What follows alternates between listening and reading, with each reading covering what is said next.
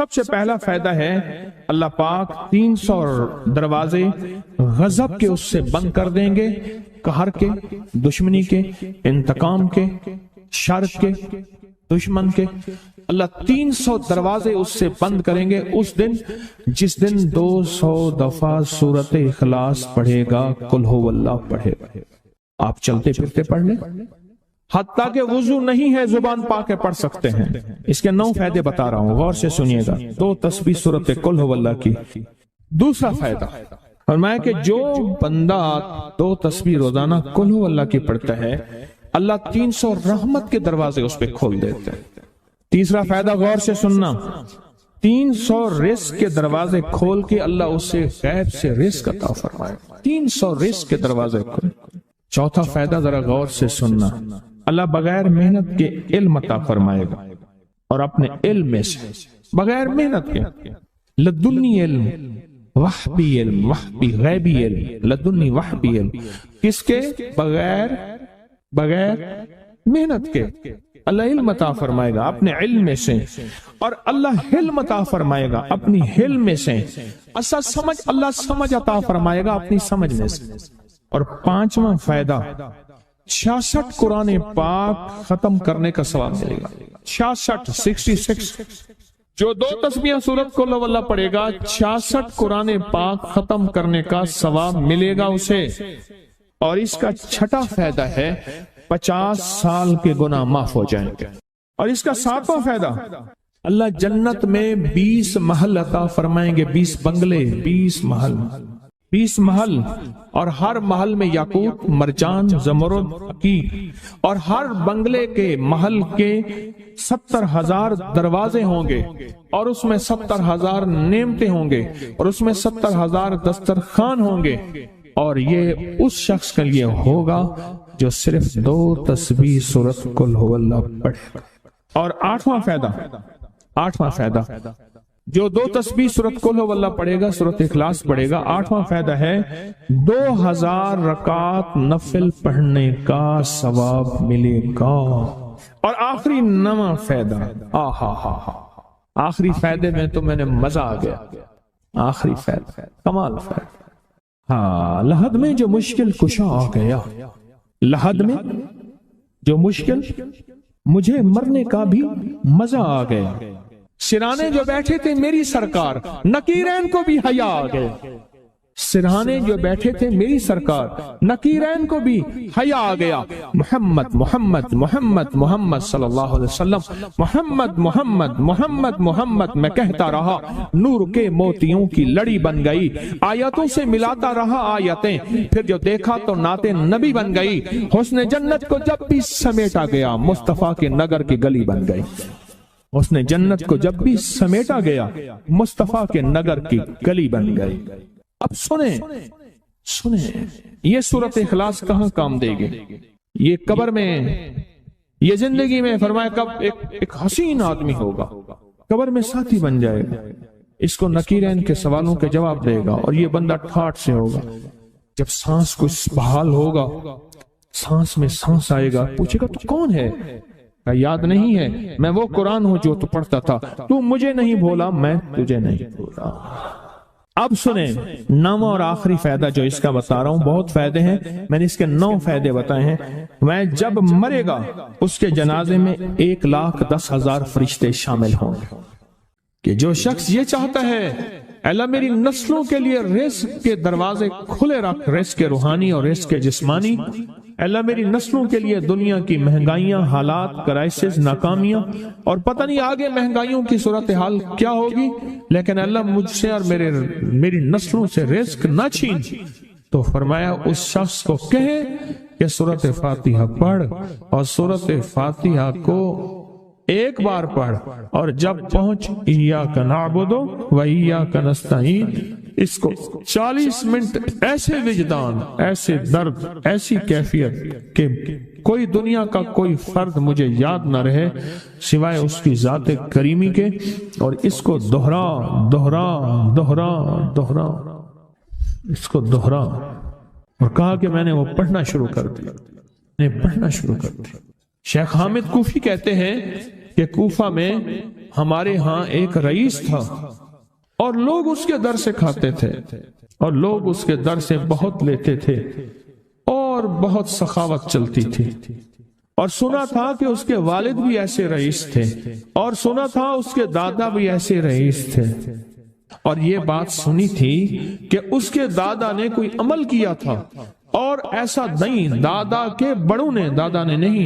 کے بڑوں نے کوئی ایسا عمل کیا تھا جس میں اللہ سے نسلوں کے لیے رزق اور رزق کے خزانے منوائے تھے۔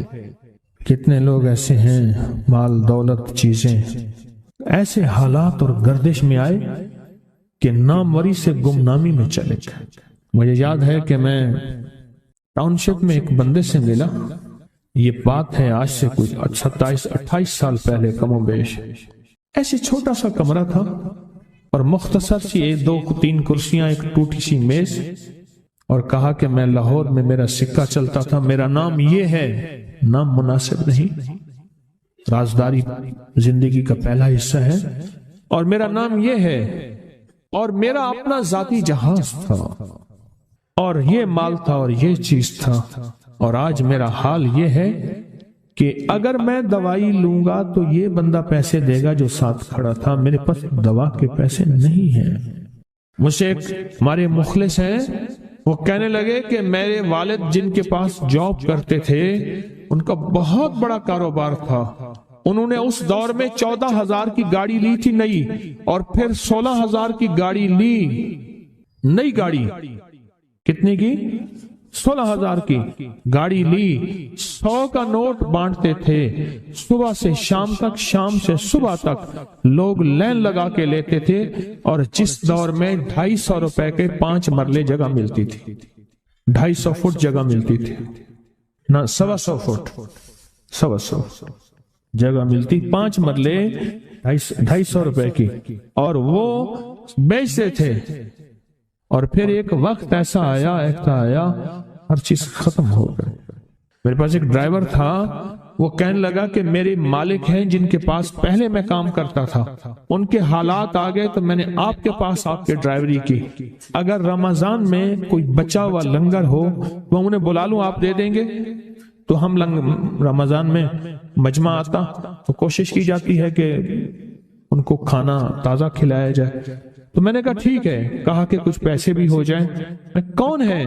کہا کہ فلاں لاہور کا، نہیں جانتے آپ؟ ہاں جانتا ہوں، اتنی بڑی سوسائٹی ہے بڑی مالداروں کی۔ کہا یہ 28 مربع جگہ انہی کی تھی، اور آج سے 40 سال پہلے انہوں نے یہ جگہ بیچی تھی، اور اتنے کروڑوں میں اتنے میں بیچی تھی، اب وہ ایک چھوٹے سے مکان میں رہتے ہیں، سب کچھ ختم ہو گیا ہے، سب کچھ ختم ہو گیا ہے، اور ان کے گھر کھانا نہیں ہوتا، اور آپ اگر کھانا دیں گے تو ان کے گھر میں 2-3 وقت اچھا گزر جائے گا۔ میں اپنی نسلوں کے لیے تمنگری منوا لے، اپنی نسلوں کے لیے رزق منوا لے، اپنی نسلوں کے لیے وسعت منوا لے۔ تو کہے کہ مال بہت ہے اور نسلوں کے کام آئے گا، مال رکھنا جائز ہے، حلال جائز ہے، لیکن یہ شرط نہیں ہے کہ وہ رہے گا یا نہیں رہے گا۔ یہ میری ساتھ چوک ہے، یہاں کرتبہ چوک، یہاں 2 پلازے مجھے ایک بندے نے بتائے، اب اس کے نہیں ہیں، کہا یہ اور یہ اس بندے کا ہے، فلاں نام کے بندے کا، اور اس کا آج کچھ نہیں رہا۔ اب وہ جس کسائی سے گلبرگ میں ہے، یہاں لاہور میں، جس سے بہت من و گوشت آتا تھا اور بڑے بڑے رئیس دعوتیں پکتی تھیں، چپ کر کے جاتا ہے اور وہ کچھ پیسے اس کی مٹھی میں ڈال دیتا ہے اور وہ اس سے زندگی کا گزر بسر ہوتا ہے۔ میں یہاں لاہور میں فیروز پور روڈ پہ ایک جگہ گیا تو انہوں نے وہ جگہ پہ کھڑے ہو کے دکھایا، وہ سامنے جو بنگلہ ہے، میں نے کہا وہ تو محل ہے، کہہ رہے یہ اس بندے کا ہے، اب ایک کمرہ اس کو ہم نے دیا ہوا ہے، اور وہ بنگلہ، وہ محل، وہاں وہ کھڑکی اس طرف کی بند رکھتا ہے کہ میری نظر اس پہ نہ پڑے، وہ سب کچھ اس سے چھن گیا ہے۔ سنیں، یاد رکھیں، جو اللہ کے خزانوں سے ملتا ہے وہ تیری جیب سے جا نہیں سکتا، وہ دنیا کی جیبوں اور مالوں سے جو ملتا ہے وہ تیری جیب میں رہ نہیں سکتا۔ یہ جو عمل ہے نا، نسلوں کے لیے رزق منوانا، बरकत मनवाना, नस्लों के लिए रिस्क मनवाना, नस्लों के लिए बरकत मनवाना, ये जो अमल है।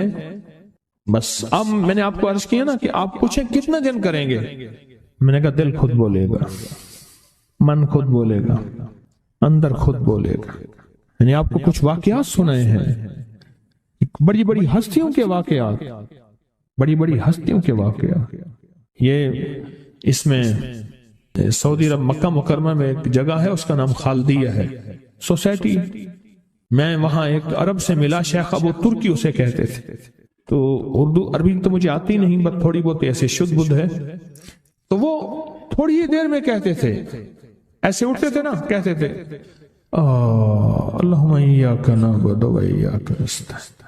मेरी उनसे चंद मुलाकातें हैं, बूढ़े थे, बाबे थे, कि उनके बड़े आए थे, असल में खिलाफत उस्मानिया थी, तो उनके बड़े तुर्की से आए थे, तो फिर मक्के में रहते रहते तो वहीं के हो गए। उनका जो खादिम था वो उर्दू बोलने वाला था और इंडिया का था, उससे मेरा ताल्लुक था। तो मैंने उससे पूछा, मैंने कहा तेरा जो है ये बाबा ये क्यों पढ़ता है? ये पता नहीं, मैं पूछ क्यों पढ़ता है? उसने कहा जलाली बाबा है तो कहेगा मुझसे। मैंने कहा मेरा कहे। अच्छा, वो मेरे इशारे देख रहा था, तो उसने अरबी से पूछा क्या कहते हैं? उसने डरते डरते कहा कि जी आप ये क्यों पढ़ते हैं? तो बड़ा खुश हो गया, कहने लगा पहला बंदा है जिसने मुझसे पूछा, आज तक किसी ने पूछा नहीं, पहला बंदा है जिसने मुझे ये पूछा है। कहा जब हम छोटे छोटे थे हमारे पास बहुत गुर्बत थी और तंगदस्ती थी, तो मेरे वालिद हमें बिठा लेते थे